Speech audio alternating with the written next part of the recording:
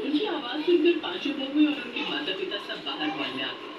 Hall में आते ही राधिका के पति ने चुपके से स्विच ऑन कर दिया, जिससे ये सब क्या कर लिया तुम पांचों ने? इतना सपाट टकला तो मैंने अपनी जिंदगी में आज तक नहीं देखा। कैसे हुआ ये सब? पांचों बहुएं रोने लगी। तभी राधिका ने बताना शुरू किया। जब हम नए नए इस घर में आए थे तब हमारे बाल ठीक ठाक थे, लेकिन फिर भी हमें लालच था कि हमारे बाल घुटनों तक लंबे और घने हो जाए। तभी एक दिन रागिनी की सहेली हम पांचों को एक घने जंगल में ले गई जहाँ पर एक पुराने वैद जी रहते थे। वैद जी पांचों मेरी बहुत अच्छी सहेली है। मैंने जिस जड़ी बूटी के बारे में आपको बताया था ना, वही जड़ी बूटी इन्हें भी दे दीजिए ताकि इनके बाल लंबे और घने हो जाए। और जैसे ही हमने वो जड़ी बूटी अपने बालों में लगाई, वैसे ही हमारे बाल हमारे हाथों में आ गए और हम पांचों पूरी तरह से गंजे हो गए। इसका मतलब रागिनी की सहेली ने तुम पांचों के साथ धोखा किया। दोबारा उससे मिलने की कोशिश नहीं की तुम लोगों ने? कुछ दिनों बाद उसकी शादी हो गई और उसने भी शादी में भी नहीं बुलाया। उसके भाई के जाते हैं तो वो लोग भी कुछ नहीं बताते। और जिस जंगल में वो वैसे मिला कम से कम हमारे लिए ही माफ कर दो, और इनके बाल कैसे वापस आएंगे हमें बताओ। जी खड़े हो गए। मेरे घर में उसी वैद्य की एक जड़ी बूटी रखी है। मैं कल आप लोगों को दे दूंगी, आपके बाल वापस आ जाएंगे। अरे वाह, ये तो बड़ी अच्छी बात है।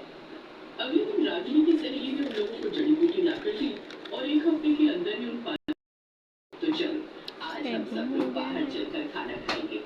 अरे ये प्लान तो मैंने पहले था। हमने पूरा का पूरा रेस्टोरेंट बुक कर रखा है, चलिए चलते हैं। तो इस तरह उस दिन के बाद उन पांचों बहनों ने पर्दे में रहना बंद कर दिया।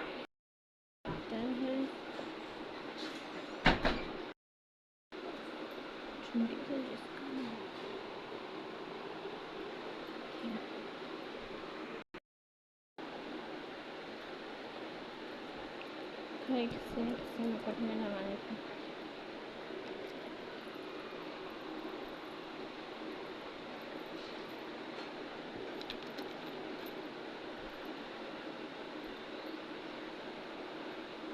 मेरा ज्वेलरी सेट धारण करके रखी है।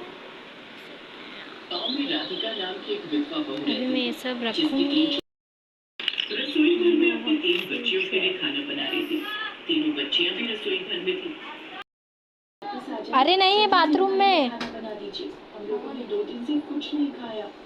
चिंता मत करो मेरी बच्चियों, आज कुछ भी हो जाए मैं तुम तीनों को भूखा नहीं सोने दूंगी। राधिका ने चूल्हा जलाकर चूल्हे के ऊपर खाना बनाने के लिए बर्तन रखा ही था कि तभी पीछे से उसकी सास और जेठानी आ गई। जेठानी ने वो बर्तन उठाकर घर के बाहर फेंक दिया। इतने में उसकी सास ने गैस बंद कर दी। हमारी गैर मौजूदगी में तू चुपके चुपके खाना बना रही है? दीदी दीदी मैं अपने लिए खाना नहीं बना रही हूँ, मेरी बच्चियाँ 2 दिन से भूखी हैं, कम से कम उन पर तो तरस खाइए। पहले तो तू मेरे छोटे बेटे को खा गई, अब तू इस घर को भी तबाह कर देना चाहती है। चुपचाप अपनी बच्चियों को लेकर जाओ और एक कोने में पड़ी रहे। बड़ी बहू, कल रात का कुछ सूखा सूखा बचा होगा, इसकी बच्चियों के सामने फेंक दे। राधिका की तीनों बच्चियां अपनी दादी से और बड़ी माँ से बहुत डरती, इसीलिए वो तुरंत जाकर घर के किसी कोने में बैठ गई। राधिका भी अपनी बच्चियों के पास चली गई। इतने में उसकी जेठानी उसके पास आई और कल रात का बासी बचा हुआ खाना उनके मुंह पर फेंक दिया।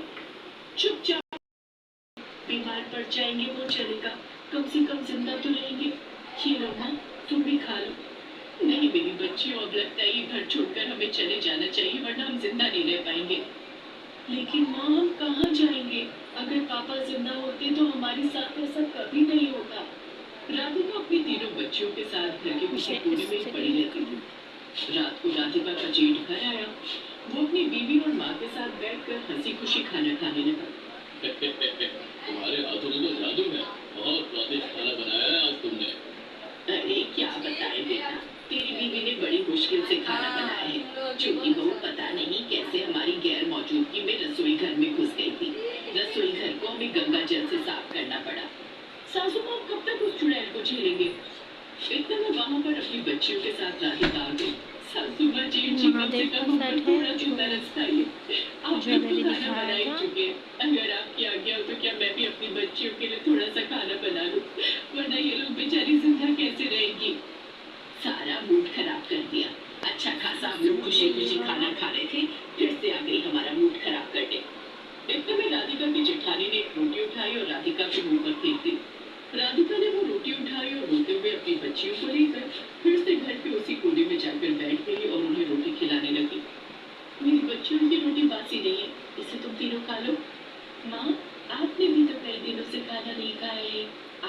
सी रोटी खा लो। नहीं मेरी बच्ची, मेरा पेट तो मेरी सास के तानों से ही भर जाता है। तुम तीनों खा लो, कल सुबह जल्दी हम इस घर से भाग जाएंगे। मैं तो यहाँ पर अपने पति की यादों की वजह से रह रही थी, लेकिन अब लगता है हमारी यहाँ कोई औकात नहीं। अगली सुबह 5 बजे राधिका ने अपने बैग में अपने और अपनी बच्चियों के इसको तमीज नहीं है क्या? यहाँ देखो वही तंबू गाड़ कर बैठ जाते हो। ये जगह तुम्हारे बाप की है क्या? भाई साहब, हमारे इस दुनिया में कोई नहीं है और हमने तो सुना था कि पूरा देश हमारा है। इस देश में क्या छोटी सी जगह पर हम लोग नहीं रह सकते? इसका मतलब तो यही हुआ ये देश हमारा है ही नहीं। जितनी जगह हम लोग पैसे देकर खरीद लेते हैं, सिर्फ उतनी जगह छोड़कर बाकी कोई जमीन हमारी नहीं होती। फालतू की बातें मत कर, अपना तंबू उठा और यहाँ से निकल।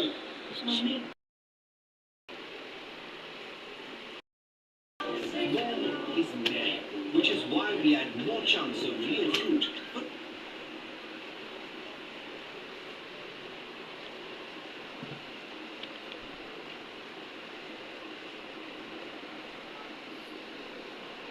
deeper flavored. Nick.